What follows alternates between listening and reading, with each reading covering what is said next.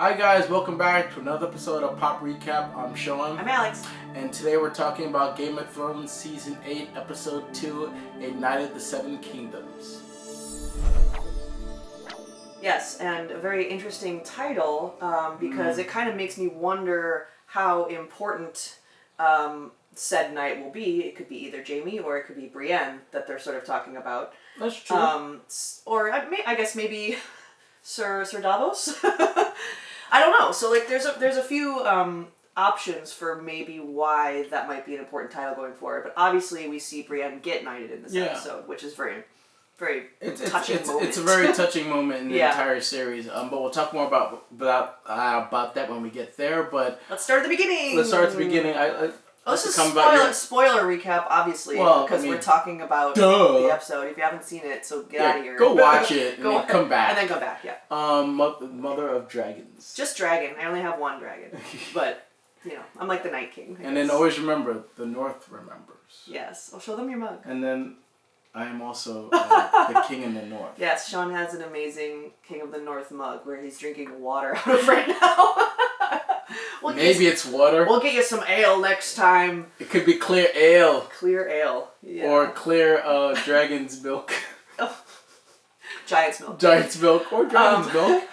Anyway, let's talk about the episode. Let's start at the beginning. Let's talk about our new animated opening that we're so excited about. So we see the White Walkers creeping ever so closely with those little blue squares that flip up, and it sort of makes it seem like they're going to arrive by the end of the episode, and that's exactly what happens. Yeah, and very ominous. I really love the opening now because it's kind of gets you really excited. I think it does a better job now than it used to be about like showing us what's going to happen, where we're going, because now we're just pretty much, this entire episode pretty much takes place at Winterfell, so that's pretty much all the map really shows us. We don't see King's Landing. Right. There's not much going on there now.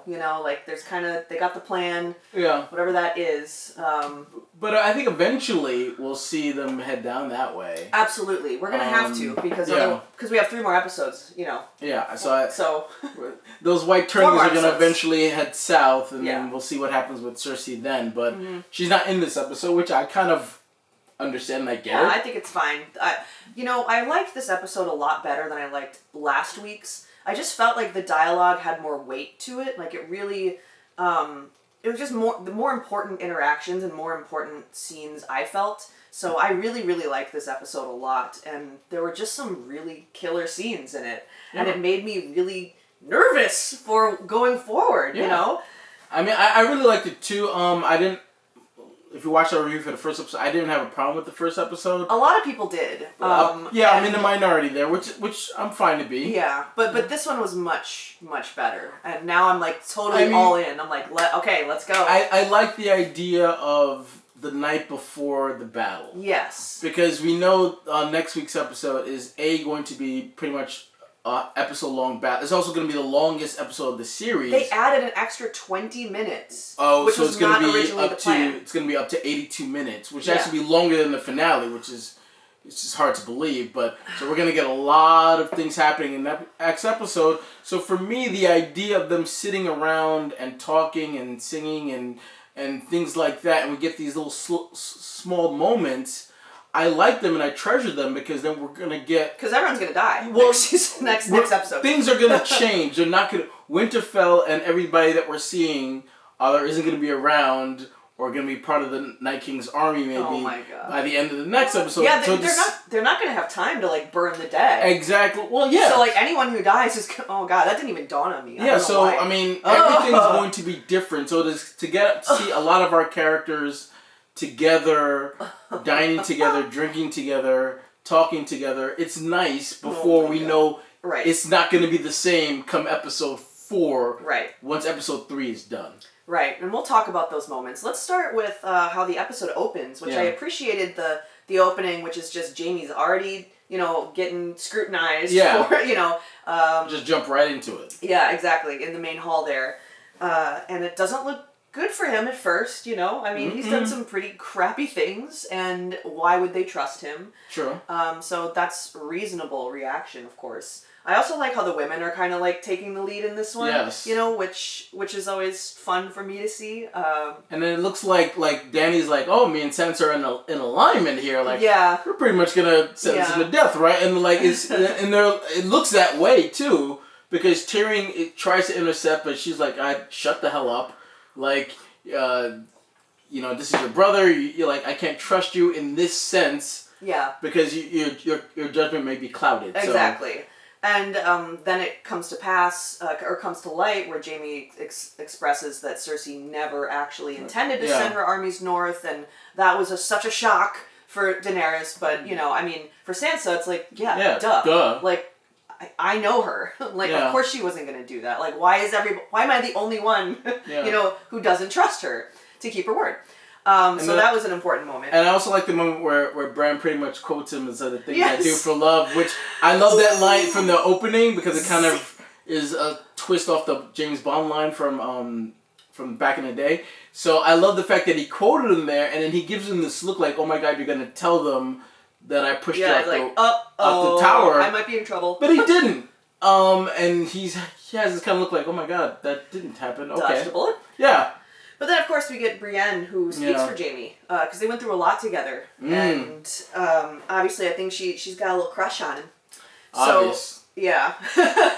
So that was nice, because she really... Anything could have happened to Brienne in that moment. Like, Brienne could have been like, oh, you're a traitor now, too, huh? Possibly, but Sansa, you know, obviously really trusts Brienne with her life, and so, therefore, her vouch for Jaime...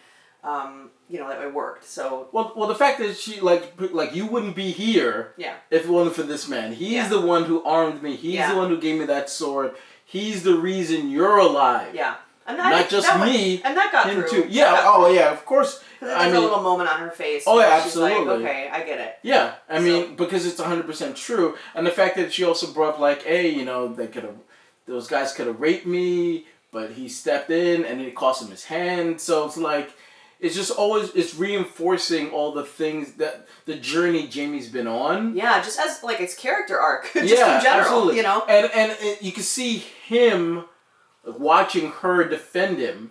And it's just like, I think it's slowly dawning on him now. That he's not a shitty person. He's not a shitty person, but I also think it dawns on him now that he actually likes and maybe is in love with her. No. I think so. Bullshit. No, I think so. I think he respects her in a way that he didn't know that he could respect another woman. I think he respected her to a degree before, but I think now I think it's more so now, and I think he respects her more, but I don't think he loves her. I don't think that's the case. I think he does. No. That's not how love works, Sean. Well, maybe in their world it does. I think it's just, either way, there's an immense amount of respect there. But of course then we see that Tyrion's like really in trouble now. Yeah, because he's in the doghouse. Yeah, and I love that Daenerys just kind of looks at him for like a little too long while this interaction's going on. Yeah. Like just sort of like this, like... you fucked up kind of look. Yeah. Which is like, and like this is happening way too often now. Yeah. So, you know, she really threatens him. I'll find another hand. Yeah. If you can't, like... looks at Jorah like... Yeah. He'll take your place. Yeah. And then, so just kind of going in order here, we keep hearing this line that it's safer in the crypts. It's safer in the crypts. And so right around that moment is when we hear that for the first time. And it's just, they keep bringing it up. Hold on. I mean, it's first of all, like, who came to this conclusion? That's where, like, all the dead are. True. They're gonna, I mean, it's a silly logic, although I guess where else would... Yeah, I mean, so, you know. It's cause underneath everything, so, I mean, it makes... I can understand their logic in putting all the women and children down there. Yeah, but it definitely seems like they didn't... Well, I guess we'll see once we actually get down into the crypts, but I don't think they're preparing for, you know, the dead to burst out of... they're not, I don't think they're thinking about it, but I think it is going to happen because they keep mentioning, oh, they're safe in the crypt. At least we're going to be times. in the crypt. At least 4 different times. Yeah. You're going to the crypt. Yeah. That little girl, I'm going to the crypt. Everybody's going there. So, and even the opening is showing it to us as well. Mm-hmm. So you know something is going to happen there, whether it's Ned Stark coming back, or Lyanna coming back, or whatever it's going to be. something is going to happen down there. That's and crazy. Who's going to defend them? Because we kind of saw Arya in the trailer running through there. So well, and at the end, at the episode preview for episode 3, we see running through the crypts. So it's like, clearly they're going to get down there, or they're going to raise... I don't know how that works. Like, do you have to be in close proximity in order to raise the dead? Or can you be, like, a little far away? Well, I don't know. We don't know we don't know the Night King's powers as well, but if he's close, he'd be able to do it. Yeah. So, and then that kind of goes against their... it goes against their plans with having... Bran being like kind of bait, so that might work to their advantage, but then it might work to his advantage because they might think they're winning, and then he's like, "Oh yeah, well I'll just bring some more people back from the dead." Like, oh no, there's just dead people on the ground everywhere. I mean, you can't avoid it. Like, I know, which is crazy to think about. And Could obviously, Ramsay come back? Yeah, that's what we talked about this in our prediction episode, where any body that wasn't burned thus far in the entire series has the potential to come back. Yeah. I don't think they'll... I mean, that would be really crazy if they did, and I think I would really like it, because it would be, like, just mind-blowing. If all these, like, Stannis and, like, everybody's just like, here I am. Joffrey, oh my, can you imagine how Cersei would, like, just lose it if... Although he was buried in the Sept, though, right? Which exploded. Yeah. Okay, never mind. But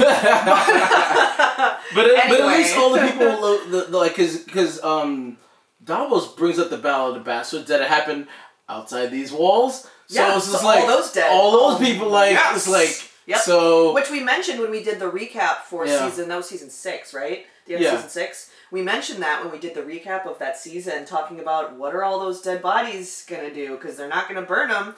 So, I think you're right. I think that line was important to remind us, like, oh yeah, all these... It happened, right out there. Yikes. So, I mean, that's a discussion for another day, but just keep that in mind. That's one thing I did like about this episode, is there are these little hints where it's like, okay, I think I know where you're going with this. Yeah. So I love that. Like, for me, but, like, this is the episode to do these things. That's why it's not a slow episode, people. It's an episode to set up what's coming up next. So you just don't want, battle, fight.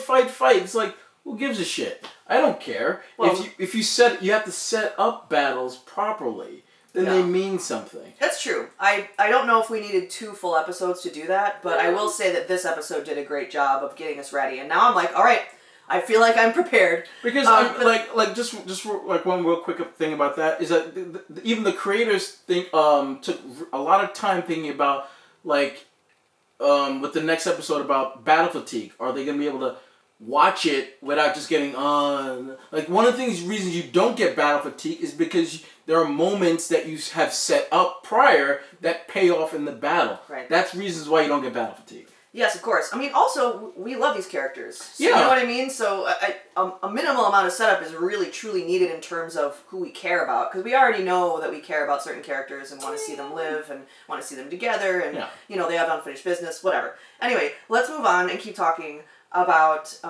Bran waiting at the weirwood tree and Jaime comes and to speak to him, which is sort of like this moment where kind of we're wondering, when are they going to meet again? And it's interesting that it's in these circumstances. Yeah. I like watching the series, I would just would never have thought about them being in the same scene together. Mm-hmm. But it's just odd, like the way the season 1, the first episode ended. It's true. And just how, episode 1 of season 1 ended too, is just to see them now come back together to be talking, and they're both in completely different headspaces, and that's one way to put it. Yeah, just think of it. Like the last time Jaime was there, and they talk about it earlier. He was this glowing hair and he was the Kingslayer, and now he's just a one-handed guy. He's just a one-handed guy. Yeah. With some salt and pepper hair. Yeah, and then Bran is she's like, I'm not Brandon Stark anymore. I'm the Three-Eyed Raven now. I mean, Bran's like a computer, so I knew that he wasn't gonna be mad at Jaime or really hold a grudge against it, because he's sort of well, it is what it is. It was meant to happen. Yeah. It had to happen in order for me to become the Three-Eyed Raven. So, I don't think Jaime was expecting that response. No, absolutely not. Why didn't you tell them? I really messed up. And he's like, well, you did it for your family. Yeah. So So everything's cool, I guess, between them now. Yeah. You know, what I find interesting about this scene, though, is when Jamie asks, how about after the war? What are you going to tell them after? What's going to happen after? And Bran says, how can you be sure that there will be an after?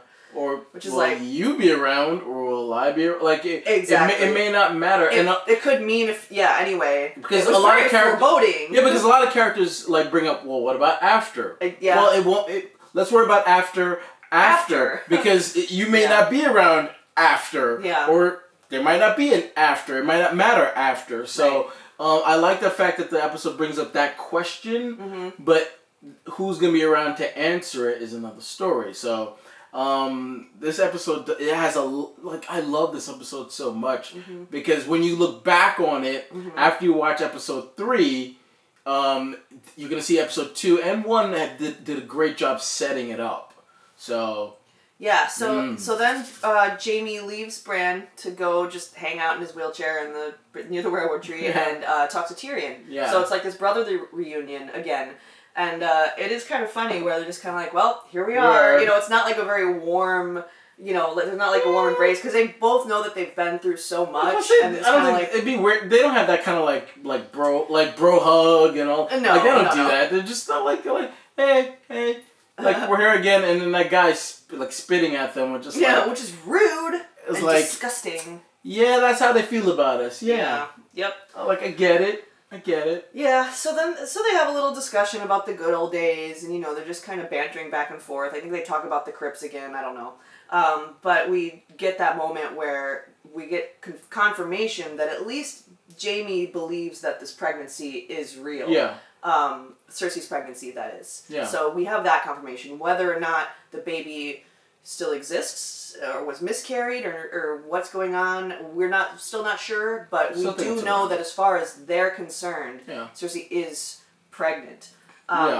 Which is why, but we still also don't know what Tyrion and her really talked about in season 7.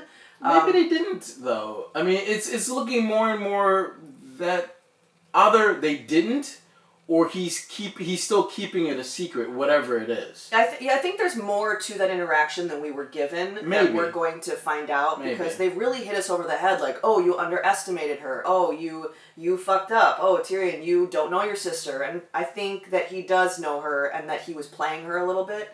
But we didn't see that scene in season 7. So we actually just don't know yet. But it does feel that they are hinting towards that some other interaction between them occurred, and that Tyrion's not just that stupid. You know, he didn't just make a mistake. You know what I mean? Well, I mean, that's kind of But let's just play like there wasn't one. Like the idea of her being pregnant, and the idea of her wanting to have something to live for. I can understand if it was just that. Him believing her when she said like, "Oh, I'll bring my army north to fight for you." Like I could understand him thinking that if nothing else happened. I can understand him thinking that, though. Right, but it's interesting that we didn't see that. True. We were already in the room. We could have just had that quick exchange of lines, and it would have been done. But we didn't. I still don't think we have all the information there. And I think that they're really hitting us hard with Tyrion messed up. You don't know your sister. Yada yada yada. To the point where I think that there's something else going on there. Well, if there is, the only way for us to know is if for Bran to go in and back and look. Or if Tyrion survives and they end up in King's Landing again, something will come out. Yeah. I don't know. We just don't know yet. But I actually would like Bran to go back and we can see the rest of it. I want to see that if there is the rest of it. Yeah. Well, here's the other thing too: is Bran said that he would wait near the werewood tree. Yeah. Right, which is kind of a specific place, a meaningful place for Bran to be, because I feel like he can see more when he's connected. To the tree. So if he's nearby it, maybe depending on how some things play out, we might get a flashback of some stuff that has happened in the past. Yeah. So maybe that they're setting that up there. I would like to see more of that for sure. Let's see, what else can we talk about? I made a little list here because there's just so much. Not long about the baby, got it. All right, so after Tyrion and Jamie have their conversation, Jamie kind of sees Brienne. It's just I gotta go talk to her because she basically saved my ass. That's my woman now. No. Okay. But he realizes I I'm not the fighter that I used to be. Yeah. You know, and this woman spoke for me, and I've seen her fight, and Yeah. she's a badass. So he kind of wanted to just clear the air and let her know, like, I will fight for you. Yeah, you know, if you under have your me. command. Yeah, exactly. And she's like, you didn't insult me. And What are you playing at? And that's what I'm getting at. It's like their dynamic has completely changed. Where she even admits, like, you know, we've never talked this long without you insulting me. Yeah. And he's like, do you want me to insult you? No. Okay, Right. good. Right. Well, because, you know, he may not admit it to himself yet, and obviously she can't admit it to herself yet. But I think both of them are in love with each other. They just can't go there yet because Brienne has, you know, grown up in a world where, you know, she's like, She's the big woman. yeah, she's the big woman. She's the lady, pretty Brienne or whatever they used to mock her as, and Brienne the beauty. yeah, Brienne the beauty. Thank you. And then like, so she wouldn't think that someone like Jaime would be in love with her, and I think Jaime being so in love with Cersei and like that's the only love he's really kind of had. That's a weird love to have. Like what? I would say so. Yeah. Loving, like, what is it like to love someone who's not your sister? That's not your sister, and maybe really not someone that you would. Bitch. Yeah, well, no, not even that. Just someone that you wouldn't normally think you would end up being with. I mean, okay, I still don't know why we're talking about their romance because it's just not there. It's gonna happen. But it doesn't matter. I mean, the whole point is that there's this mutual respect there, and that Jaime, he has grown up, and Brienne has too because she sort of has, you know, this chip on her shoulder, like. She's like, oh, it's so hard for me. I'm never going to be a knight. And she sort of treats the people around her, especially Podrick, for example. Yeah. Like, there was that interaction. She was very hard on him. Very hard on him. And I think she's softening a little bit. Oh, of course, And so yeah. I think they're both, you know, good for each other in that way, where they're showing each other that they can, or learning inside that they can be a better person. You know, because of what they learned from their time together. Yeah. But also, just speaking of Podrick, we see him just sort of like really kicking butt. Like he looks kind of hot. He's got like longer hair. You know, he looks much more confident. He's fighting really well. Yeah. So I just really liked that moment. That was it was nice to see him like come along because when they first started, like he just couldn't do anything. Yeah. And you almost look like, well, why is she keeping him around? But like just to see him slowly play, like, and then even James, like, he's getting better. Like, yeah, he's coming along. He's still got a long way to go. He's coming along though, and it's just nice to see him like he's come a long way now. He's teaching others. Yeah. So it's nice to see. Yeah, and he's probably gonna die. Oh, what? I was just gonna say that, but I hope not. I hope he's gonna have some kind of heroic moment. I hope that's more than just singing a lovely song. But sing it while he dies. But while we're in the scene, while they're outside and they're like preparing for the battle, we see these trenches. Yeah. Right. So there's clearly some kind of trick that like kind of it's like wood that pops up like this. Well, it kind of.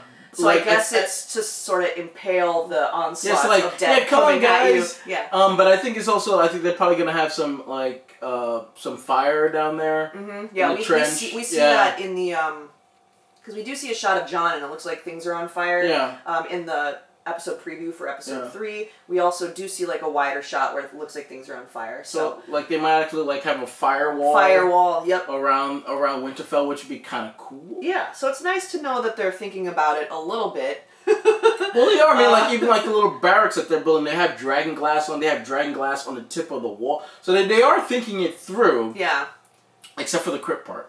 Like that's their biggest mistake. What can you do? What? You're putting everybody in the crypt. What's the matter with you? There's got to be also didn't he escape through like some secret exit from the crypts? Maybe I'm making that up. No, he did. Well, like remember when the Greyjoys were coming in? Yeah, he did. So there's obviously a way in that no one really knows about except Bran maybe. Anyway, we'll see what happens, but let's keep discussing. I feel like Daenerys is an interesting character, and we get a scene with her and Jorah where Jorah basically says, "You need to forgive Tyrion. Yeah. You forgave me. Like, you know, it broke my heart that you named him Hand, but you know, she's like, I've gotten over it." Yeah. And I think Jorah, he's an emotional guy, but he's smart too. Like he recognizes that Tyrion's the right person for that job, at least at this moment. Yeah. So. You know, it's nice to see that he put his pride aside, and sort of told Daenerys like he's the right guy for the job. And he also he admits that he made mistakes. Like it's one thing to make a mistake and then there's a saying trying to be wrong and strong about it. Like just keep like no, I'm right, even though you're wrong. He owns he owns his mistakes, and he's the type of person who tries to learn from them. Yeah. So I think he's a perfect person to be her hand, and Jorah knows that, and he's trying to explain, like, no. You need to calm down, relax, don't be a dragon right now, start trying to break everything. Once again, don't tell a woman to calm down. Well, he didn't say that, but in the sense it's like, just, rethink what you're, like, just relax. Can we say relax? No. Okay. No. John's learning about how to treat women. Oh, no. No. And he's doing really good. He gets a gold star for it. Oh. But in that interaction also, he says there's someone else that you really need to speak to, and so then she walks into Sansa's presence. Which is a conversation that needs to happen. It does, but, Daenerys doesn't, neither of them will budge, really. No. And I think Daenerys thinks, like, oh, if I just, like, talk to her, she'll see that I'm the real queen. But once again, Sansa doesn't know this woman. No. Sansa has seen a lot of the evils of, not to say Daenerys has not, but Sansa's seen, like, the evils of this cycle, this Iron Throne thing, and Sansa's just like, the North wants nothing to do with any of this because we took it back, this is our home, I don't want you to rule it. They made a pledge when they got it back from the Boltons, and the fact that I think that the first thing that Dany tried to do is to relate to her in the sense that we're both women, and this world doesn't kind of respect us in roles of authority, but we're still both doing a good job. It looks like you're doing a great job. I know I'm doing a good job. So we should be together. It looked like we were both in agreement with Jaime before Brienne showed up, started talking. So like, we should be friends. Yeah. And bend the knee though. Like there's like, she puts her hand on there and then like takes it off. Yeah. And she's like, what about the North? What about the North? Like, you know what she, like, even though they cut it away, you know what she's gonna say. The North is mine. Yeah, like, I'm your queen. Yeah, I'm your queen, goddammit. Bend the knee just like Jon did. Blah, blah, blah, blah, blah. Anyway. Like, we know that's what she would say. Yeah. You're just like, the North is mine. So this is an interesting interaction considering what Dany learns by the end of the episode. Yeah. Because she's starting to lose control a little bit, and certainly she's going to lose her claim to the throne, for one. We'll see. But also in terms of this interaction with, this is what she fears. Yeah, you know what I mean? of Like, course. Like, sort of like, I'm slipping away here, Because if I don't have that claim, it brings into question, like, what is she doing? Like, if she doesn't have the claim to Iron Throne, like, Kingdoms. yeah, what else is there for her? Yeah, exactly. So I can understand her fear, but just the fact that, Sansa's like, well, what about the North? It's another thing about, like, let's worry about, like, that question isn't gonna be answered until maybe after episode 3 to see who's left. Yeah. But I think it's an important moment as well, because we've talked about this before, about how Daenerys has some Mad Queen tendencies. Yeah. For sure, where she lapses in judgment and, really is all about justice, but at the same time, maybe she didn't have to kill Sam's brother, you know what I mean? Like, just show a little bit of emotion when so stuff like that, and I think this is going to be the type of thing that's going to make her... because the tighter you hold on to something, the more likely it is to slip from your grasp. So I feel like, there's going to be a moment where it's going to be kind of like the last straw for her, and she's going to really feel that her control is slipping away, and she might do something rash. Well, I mean, at the end of the episode, it does kind of look that way, but also I like the fact that Sansa says, men are easily manipulated. True. In terms of women, of course. But the fact that, like, Dany flips and like, well, he's actually manipulating me in a sense, because I really want to just go kill Cersei, and I'm up here, like, helping you guys, and you guys don't even appreciate it. Yeah. So, like, I'm doing you a favor, so bend the knee. Yeah. But I just that conversation was just really, really nice, and I'm curious to see how their relationship is going forward. Yeah. Exactly. Like, is that gonna be more important than it is? And, we'll see. Yeah, we will. But so to move on, Theon shows up. Yep.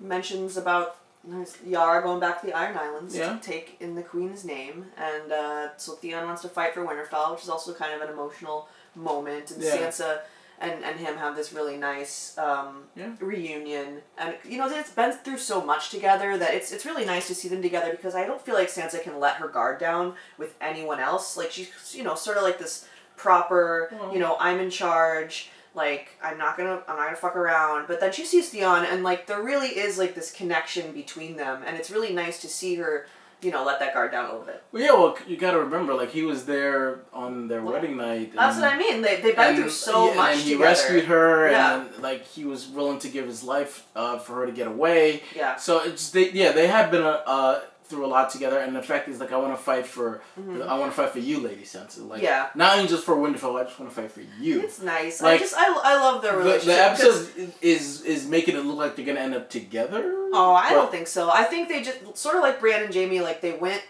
through so much together. Like no, they went through so much together that they have this like connection. They do have a connection that may or may not be romantic. I don't think it is. Well, I mean, what can Theon do? He can't do anything.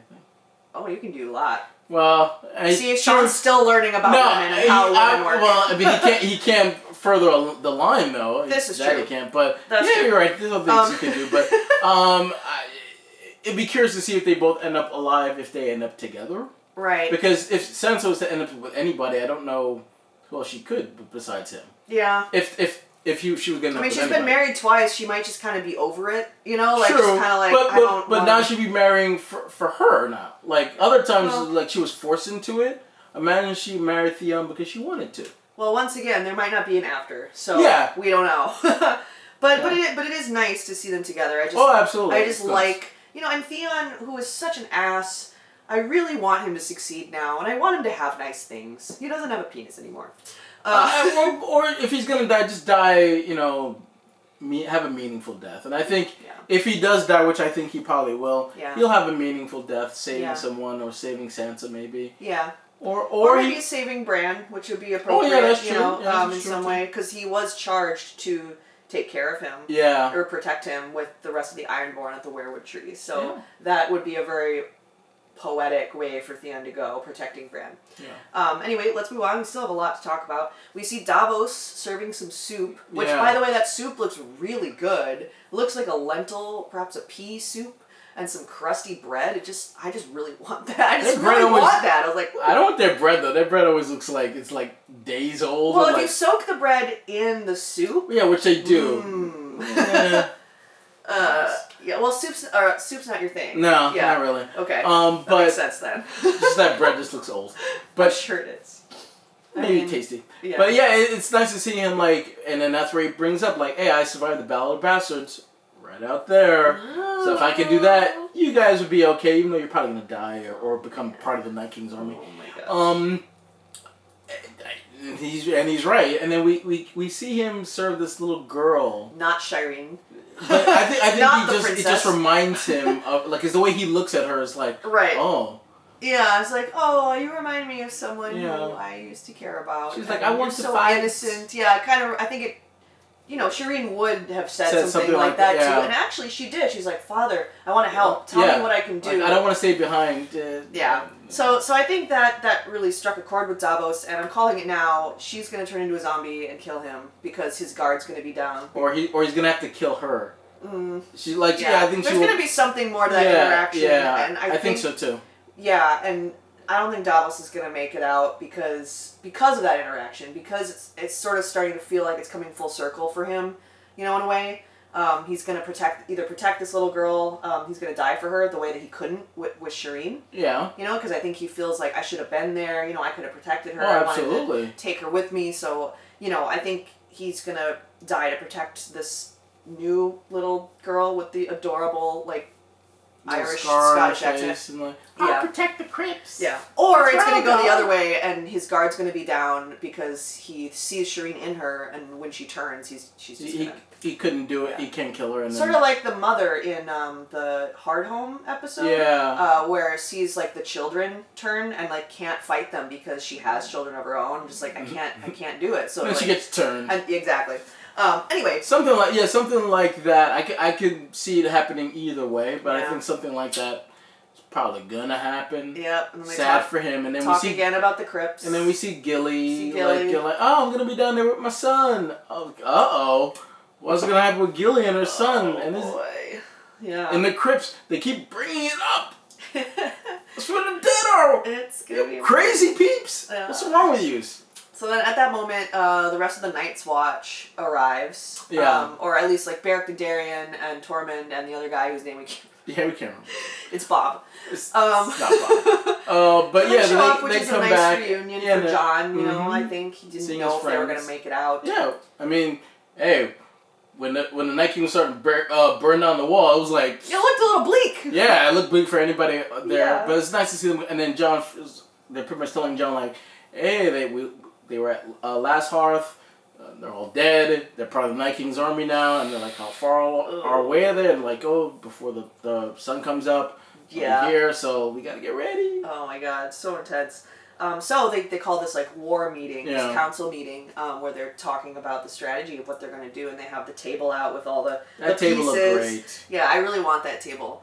I'm going to make one, I think, maybe. But that's when we hear who the Night King's after, and he's after Bran, or at least that's what Bran thinks. And I trust him because he kind of knows everything.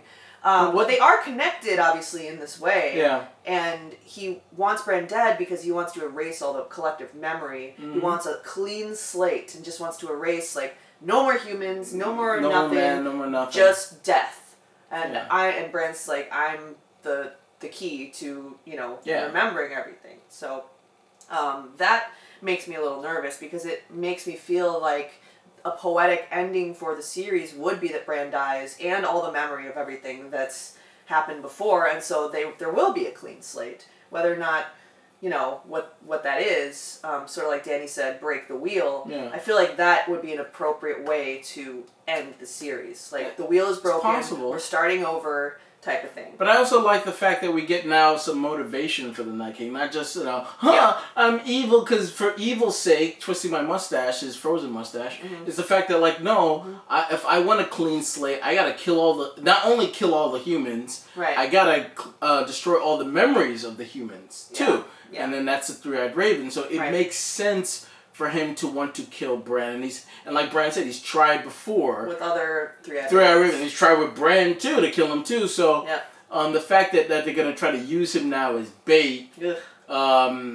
Curious how that is going to play out. Yeah, we still haven't seen his dragon. Like, is he gonna bring the dragon to Winterfell? Like, of course he's gonna bring the dragon to Winterfell. Yeah, like if I had a dragon, I would bring it everywhere. There's just so many possibilities of what's gonna happen in episode 3. Is oh my god. Yeah. But I just like that the fact that we now get a little bit more and more. I just want to also learn a little bit more about the Night King. Like, we got his motivation now. We saw how he got turned. I like to see we saw a glimpse of his kingdom a little bit. I just want to get a little bit more of him. I would agree. You don't necessarily have to get that in episode 3, but before the series ends, I want to get a little bit more information about him. I would agree. I think we kind of will have to at some point. I think so. Because he's the target now. They've all agreed, like, we have to go for him, and that's our best chance. So, so we'll see. I mean, it's interesting stuff. There's probably a lot we still don't know. True. Anyway, so also in this meeting, they discuss about how Dragonfire may or may not work, because they're like, oh, no one's ever tried. We don't know. So, I mean, it seemed obvious, because obviously when the dragon flew over on, with Dany to save Jon and them, they were, cleaning up the White Walkers. Yeah. But in terms of whether or not it'll do something against a white, we don't know. It seems like it would. I mean, it's an interesting line to put in there. But he's like, no one's ever tried, so but chances are it would work. But also the idea of the fact that part of their strategy is to try to take out the Night King, because they think, well, if we take him out, everybody else might go too. Yeah. And like, maybe that's what Arya is going to try to do. Is like, hey, I'll try to use my assassin powers. Yeah. Try to sneak in and take him out. So curious to see how that might play out. It's just episode 3 is just gonna be crazy. It's just gonna be crazy. But we also see a scene between Greywear and Missandei about afterwards, let's go. I'll take you back home. Yeah, and we'll live happily ever after. Is there going to be an after for like that's gonna happen either or both of them? Yeah. I don't know. I mean, it's more likely that obviously Grey Worm would die, but if Missandei is going to be in the crypt with everybody else, she might get turned too. So imagine her being a white and then having Grey Worm having to take her out. that wouldn't be very nice for him. Yeah, also, I mean, sort of like I was saying before with Davos and the Shireen-like character, like, if you see your loved one coming at you, whether or not it's dead or not, like, it would be so hard, and I feel like then you're vulnerable to, you know, a knife in the back, or, you know, because you're just paralyzed. Mm-hmm. I mean, I know I would be.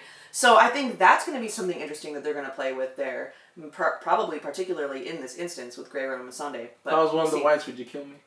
Would I kill you? Yeah. Oh man, I would run first.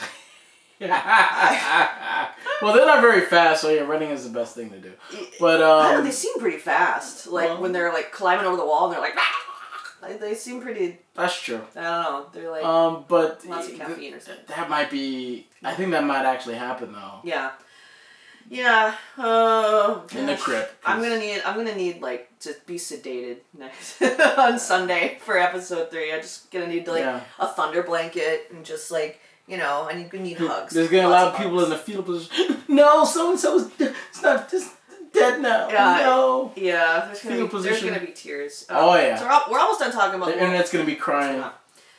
So then we see, you know, everybody kind of start to, our Night's Watch are going up to the Winterfell, the top of Winterfell. They're just kind of looking out, making sure everything's okay, and they're like, oh, we're all together again.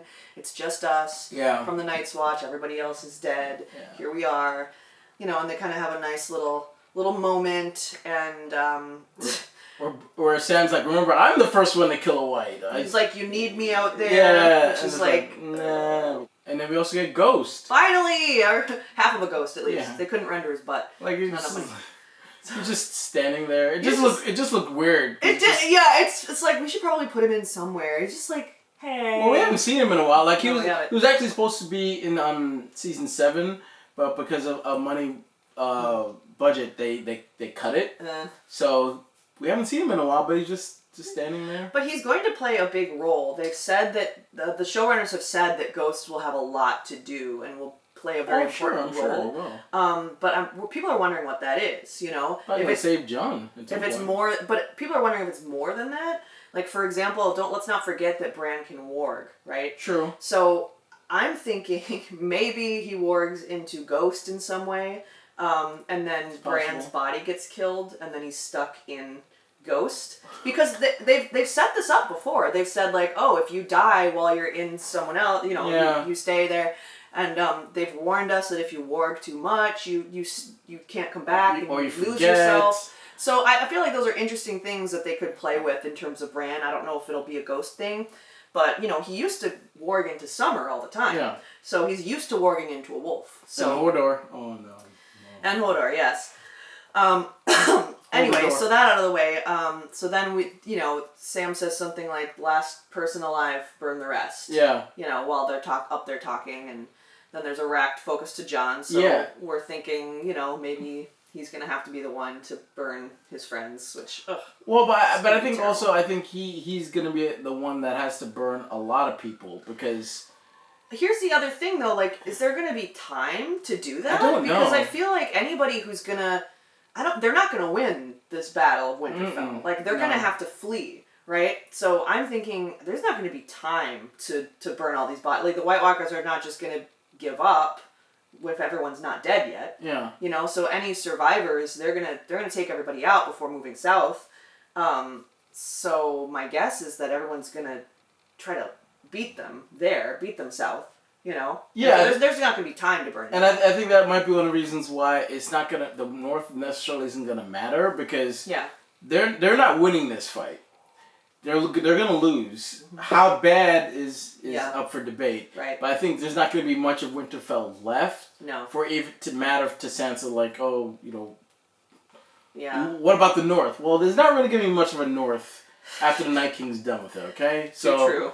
Just relax, girl. Too relax. True. But so then we get like this amazing like sleepover party where everyone's kind of like sitting by the fire and everyone keeps like coming in. It's just Jaime and Tyrion at first, but then Brienne and Pod come in, Tormund comes in, you know, and Davos comes in. Everybody's kind of there, and they're just telling stories and remembering things, and you know, really just kind of drinking and just like. It really is like the last night that they're all gonna be alive. Yeah, really, you and, know. and I love that because that's what you probably would do. Like, it'd be weird if they all just like, when John's like, all right, let's all get some rest, and then they all go to sleep. It's like, really? Your last night? I think we even said, we're like, how do you sleep? Yeah, how would you sleep if you think like the world's gonna be end tomorrow? You're not gonna go to sleep. Yeah. So I like the fact that they're just sitting there and then like drinking wine and then drinking.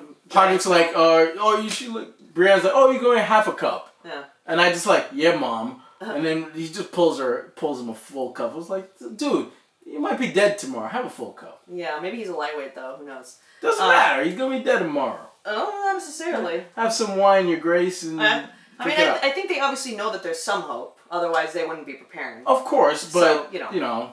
Anyway, for some of them, not for all of them. No. So then we get Tormund's weird giant milk story, which is hilarious. Where he's just like, she thought I was a baby, like suckled on her teeth. Like, how the hell does he kill a giant at 10? It's so hilarious. Yeah, but just to show him like, hey, you know, because he knows that Jaime's a threat. So he's like, I'm just gonna try to prove I'm the better man. I killed a giant when I was 10. But like the way he does that though, he's like, you wanna know why I'm so strong? Yeah. I breastfed from a giant. It's like, okay, is that supposed to impress me? I don't know, but well, I mean, from his point, like that would probably impress women. Well, that's my point. Beyond the wall. That's my point. But it's just the fact that he knows Jaime's like, I'm gonna prove I'm the better man. Like you're the so Kingslayer.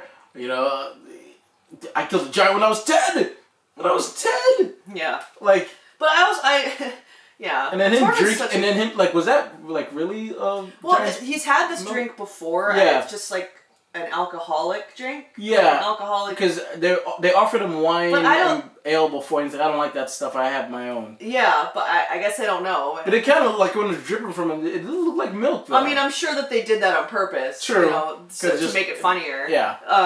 So anyway, that's pretty funny. But then of course we get this really beautiful moment where Brienne gets knighted. Yeah. And I thought that was just the sweetest thing.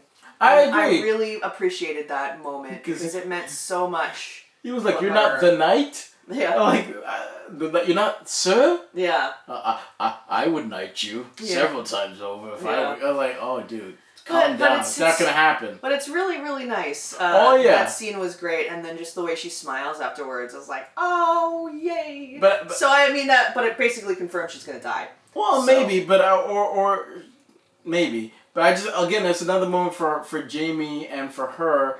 I really think they're in love with each other, but they just okay. Well, you at least admit that she's in love with him. Yes. Okay. I will admit. That okay. That we're on board with. Yes, we're on board there. But I think he's in love with her. But it's just nice. I don't know what else to say about it. Like it's just this one final happy moment before we get complete and utter destruction. It's one of the happier moments in the series, and the fact that not only was the two of them, like for them to be cheering her and applauding the fact that she got knighted. Tormund just like so proud. I love it. Like, I want to have sex with you now, but it's never gonna happen. But I love that moment for the two of them because they're gonna have a moment later. Whether one's dying or one's going to have to save the other or what have you. Yeah. I think that's not the last moment they're going to have, but I think this is the happiest moment the two of them are going to have together. It's also meaningful because she's the first female knight in history. Yeah. Ever. So that holds some weight too. Mm-hmm. And I really liked it. I want to watch it again. I just loved just like living in that moment, knowing what's coming, what's about to come. Yeah, just like living in that happiness and that smile she has. So that smile was just amazing. So then we're coming to the end of the episode, and Podrick starts singing a nice little song, which turns out he has a great voice. Not only is he a great lover, he also has a great voice. So he's really the full package. Apparently so. Yeah. But the song I think holds some. It's very haunting. And a beautiful song. Yes, and while he's singing, we sort of cut to other parts of Winterfell. People going in and out there. So, which my favorite part is Arya really disappointed after having sex. Well, we didn't even talk about her having sex. We'll talk about that now. That was weird for me. For a few reasons. It wasn't for me because if we talk about Arya. When she's talking to the Hound and she's like, I'm bored. Well, no, not even that. The fact that he's like, you used to always talk a lot, now you're quiet. And she's like, I've changed. She has changed. She's not as bloodthirsty as you were saying before in our recaps of the season. Yeah. She's kind of calmed down from that a little bit. Yeah, it's she's still evened there, out. but she can more or less, for lack of a better word, control it now or timber it down. Yeah. Where now she's like, hey, you know, I haven't had sex before. You might not survive this. I'm pretty sure I'm gonna survive. I wanna have sex with somebody I care about. So it wasn't surprising the fact that she kind of was like questioning him, like, oh, with the red woman, did you have sex with her? Oh no, was that your first time? No. Oh, but you had sex with girls at King's Landing. And then before. she's like adding to her You're list. Like, what are their names? She could have I will go and find them. These three girls. Oh, that was pretty funny. So it didn't, and even the show made sure to tweet out before that she's 18 in the show, so it's okay for her to have sex, even though it is a little odd considering how young she was. How when he the show started. It is weird. It is odd, but that must be what it's like to be a parent, like watching your child grow up, and you're like, but you don't want to watch them have. But you don't want to watch them have it. But it wasn't weird or out of character for her to have sex. So everybody who was grossed out about it, that's kind of weird for you to be grossed out about it. I'm grossed out about it. I don't know. It wouldn't be. It didn't seem in her character. I didn't see it coming. Really? Yeah. But she even said she wants, like, he might die. Yeah. We might die. I want to have sex before we die. Why would that be weird? It just didn't seem like her character. It seemed like she would be completely focused on something else. Well, I think for me it goes back to, I think she's confident of her own abilities. She might be worried he might die because he said he's gonna go fight. Well, he definitely is now. Yeah, he probably literally is, serves no more purpose in the story. That's what I'm saying. He's made all the weapons. You know, he took Arya's V card. Yeah. Is a terrible lover. We don't know that. I know that look on her face because I've had that look on my face. Sean's learning a lot about women today, guys. Oh my God. A lot about women today. I've never seen that look. That's all I'm saying. Oh my God. But the idea though. Probably because you're sleeping, like Gendry. I was just like lying there awake, like, God, that was not as great as I thought it was gonna be. Or she might think it might have been good and she's like, I'll never have this kid because he's gonna die. It could go either way. We don't know. It's hilarious. But anyway, it was still a funny moment. Yeah. And he has great abs. Can we just talk about that for a second? Like, yeah. He just sort of like, she like pushes him back and he's just like, hey, whoa! Well, lifting that hammer all those times. I'm like, okay. It was, I think one of the reasons why it felt weird is when she takes her shirt off and you can just see like all the injuries she's had. Yeah. I feel like that would turn me off. I would be like, oh man, you must have been through so much, and then I would be thinking about it. Yeah, but she took control of it. It's like, even if he didn't want to have sex, she was like, we're having sex. Rape. Because that's pretty much how... Well, consent! I mean, that's kind of how... Yes, consent is important. But it kind of just... The way she just took control of it. Yeah. And it's almost like, we're having sex whether you like it or not. Oh, God. You take your own damn pants off. Yeah, see, this is why I feel uncomfortable. I think you just, put it into words for me. Yeah, but to me, it's not out of her character because it's just something that she wants to experience before he goes. I guess for me, it just feels like she grew up so fast. They grow up so fast. You know, I wasn't ready for it. I wasn't ready for it. Everything just happened so quickly. I mean, if you told me before the show, the season started, yeah, we're gonna see Arya have sex. Yeah, I wouldn't have said. I would have said no, but they've been planting it ever since season 8 has started. The way she's looking at Gendry, season 8, flirting, that's one her episode. version of flirting. I know, but it's like one episode. I just feel like I would have liked just a little. But even they were flirting even before when he was because he's a creep. She was not old enough to be flirted with. He didn't do anything. But that seed's been planted long ago, and then now she's old enough, now she can act on it. Yeah, I don't know. It didn't bother me. That's all I'm gonna say. I'm not digging it, but regardless, it is what it is. She didn't like it. We don't know. Yeah. Okay. Yeah, we see that Jorah gets his sword from Sam. Yeah. Which. Hopefully he'll be able to use in a way. It's a Valyrian steel sword. I'm sure he's gonna kill a white with it. Yeah, Heartsbane. And then Sam, Jorah says, "Oh, you have family," and he's like, "Well, not really." but then he's like, "I'll see you after." Oh, that's never good. That's never good for you to say. So I don't know. I mean, this is so hard to talk about. Because everybody keeps saying after. Yeah, I know. There is maybe everybody who says after is not going to make it. I don't know, because just saying that, and I'm going in the crypt. Like, so much no, of it. don't go in the crypt. But you gotta have hope. Yeah. I mean, that's the only way they're gonna get through it is if they really truly believe that there is an after. So I think they're all trying to convince themselves that they're gonna make it out. There's after for some of them, not all of them. Well, no, of course, and they know that, but it's hard to think about. Yeah. So Pod is singing this song, and we see a nice moment between Sansa and Theon as well, where they're just kind of having their soup, just gazing in each other's eyes. Not lovingly.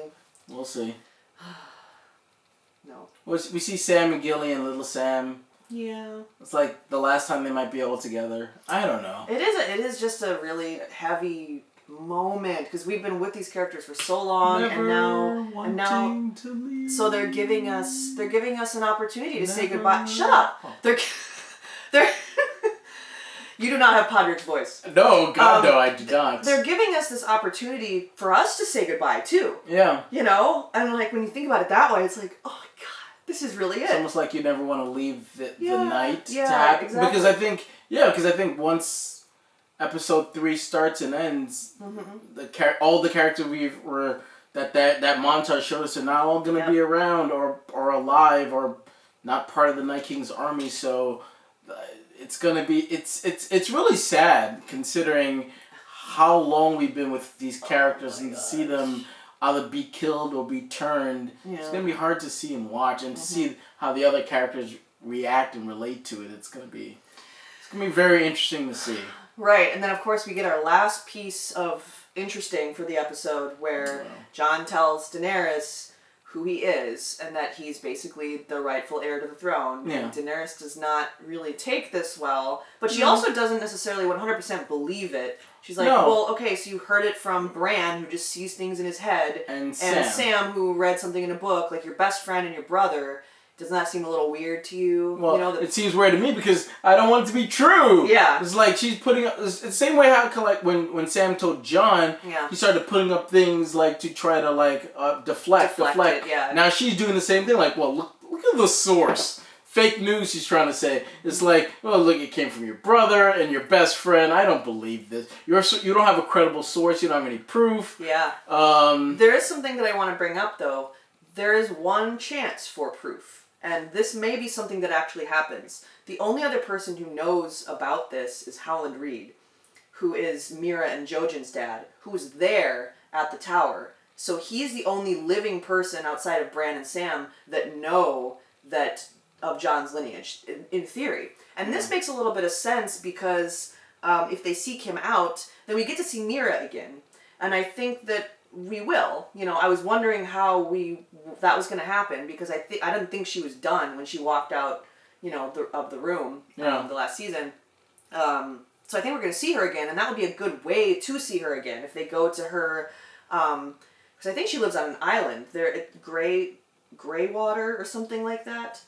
It's an island, so that might actually be a safe place for them to go when they're running from the Night King. Maybe. And that could be how there's confirmation from Howland Reed that yes, Jon is, the rightful king. Well, I don't know if Dany needs it at this point, but she's surely in denial, and the fact that a lot of people are like, well, why didn't she bring up the fact that they're related? Because Targaryens have done that before, so that's not new to her that she slept with her nephew. Yeah. So the fact that she's more focused on the throne. That's always been her number one goal. Yeah, that's what she probably who cares? Fuck my nephew. Yeah, that's not important. But she's like, I'm not the queen. Like you're the last living Targaryen. Male heir. Yeah, exactly.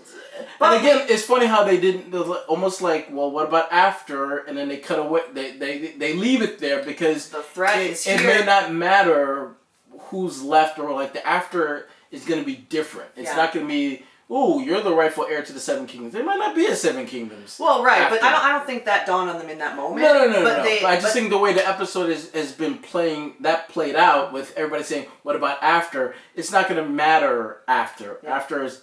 Whatever's after is not going to be whatever is now. So, who cares?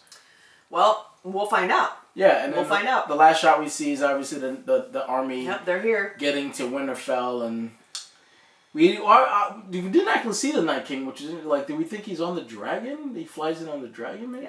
Yes, I do. I think so. Think that. Mm-hmm. And all hell breaks loose.